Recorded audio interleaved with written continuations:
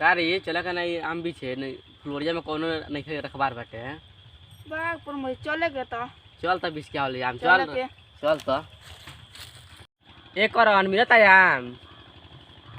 ना भैया नहीं के मिला तारा लौकता बोलो एक करन वहां एक छटी आम बा आव है ना जल्दी काहे काहे हम ले हम बाबू के बगीचा है आमुआ के बिना तार लगन बाबू के बाबू के दाम मतलब तू अभी का करबे रे बड़ी बाबू बाबू बिहार करला हला त चिन्हबे ना करला खबरदार से बाप जइह ना अरे बाप रे बाप होय माई हो ओ कामना की लइका हुआ सन रे ओय हाय बाप रे हाय माई हो नाक लाल कर देलसन मार के तहनी के का मरल हो सरे का मरल हो सरे कहां बाप निहरला हला आज के बाद बाप दादा पर जइयो न इनके रखवाई नहीं लेला खानदानी आर समझ तर ए भाई लोगन छोड़ लगन तहनी के हमरा के माफ कर लगन आज से त ना न करबा ए भाई हम रखवारी छोड़ देते लगन ठीक बा जातनी हम जातनी जो जा आज के बाद से नजर ना आइयो नजर काहे ना मैम ना देखियो ना बड़का बड़का आम होई तो आम भी नहीं आम देखियो हम मरले बड़ा नाक पर चल तनी अबे पुलिस स्टेशन में ड्रामा कइले बड़ा लगन ढे हां खिस मत बराव लगन त फेन पटका जाए पहले से बोलते रह नहीं बहना फटका होता ओए जातनी बिहान खा के हम सब पटका बस बड़ा ससुरा खोचड़ लइका रोलो हसन अरे मार के नाक लाल कर देल मन तू का था चल तनी हरदी या चूना तलफा के छापे चल तनी या साले मालिक से कह दे तनी भाई यहाँ पर रखवारी कर केकरे हम झगड़ा करम कोनो मानता है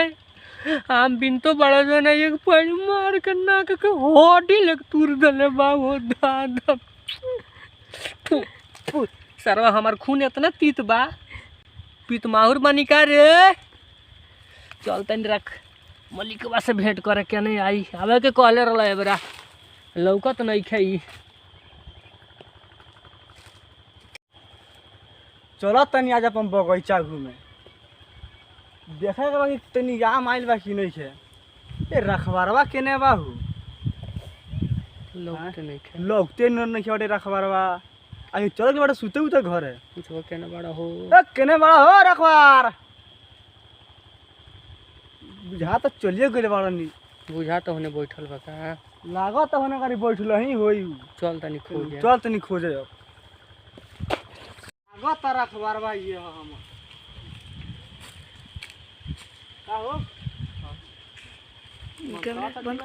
का हो रखबार समाचार ठीक बानू मार नहीं के कुछ ठीक हई नाक वो का बड़ा खिलवा देले हो छोड़ो मत पूछो का होइल हो का बताई मार दुगो अइलो से का दू से लइका आम भी ने ओकनी के मने कोई नहीं तो मार मार के नाक लाल क के चल गइल बाड़ा सन हम तार बगीचा ना रखे ए काहे ना रखवारी करबा हम ना रखवारी करे मार दो हम को देनी ना करम तो ना करम बात मसाम हां तो का ना करबा हो ए मार ना करम हमर पैसा चुपचाप दे दो 15 दिन रखवारी कइले बानी टिकोरा हेते हेते क देले बानी चल पैसा ए मार दो ना देबो पैसा रख ना दम जन पैसा जन तारा कहे को जन जा कह दियो केहू से ए भैया ए भैया ए पैसा देना दो मार दो तू नहीं ना ए पैसा दे दो हां जा जा मार दो पैसा दो ना पैसा दे के जा 15 दिन रखवारी कइले बानी ओ जा तू जा हो गलो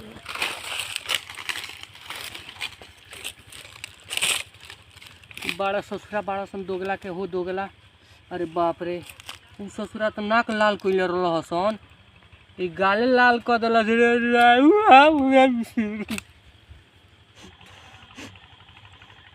बड़ा दशा भई हो ओ चल चाहत रह ना मांगे पैसा ना मांगती पैसा तो मलिक भाई 4 गो अंगुरी नानू उखाड़ी आ झूठू को होकनी के टोकनी हो ना तू नाक नानू लाल करता चलो कोनो बात नहीं है जिंदगी में खोइए के सीखल जाला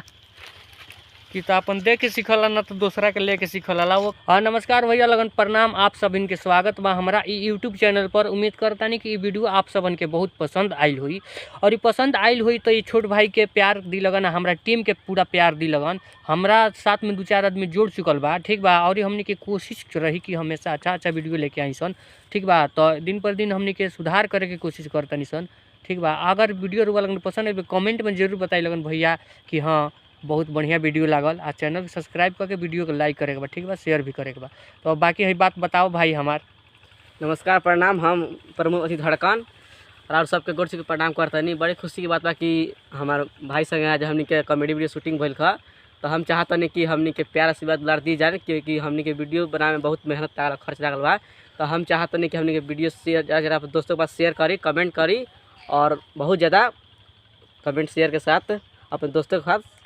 शेयर कीजिए। हाँ बोला भाई, तू कुछ बोलबा? ना भाई हाँ तो भैया मने ई प्रमोद भाई के का नाम बा कि खर्च लागल बा, एकर मतलब ई बा कि हमनी के खर्चा जहाँ लागत वहाँ खर्चा भी लगावत तनी सन, जहाँ टाइम लगत टाइम तो लगावते बनी सन, मेहनत भी करतनी सन, भरपूर कोशिश करतनी सन। लोग ना कहेला तन मन धन लगा के साम दान भेद सब यूज कइल जाता, ठीक बा।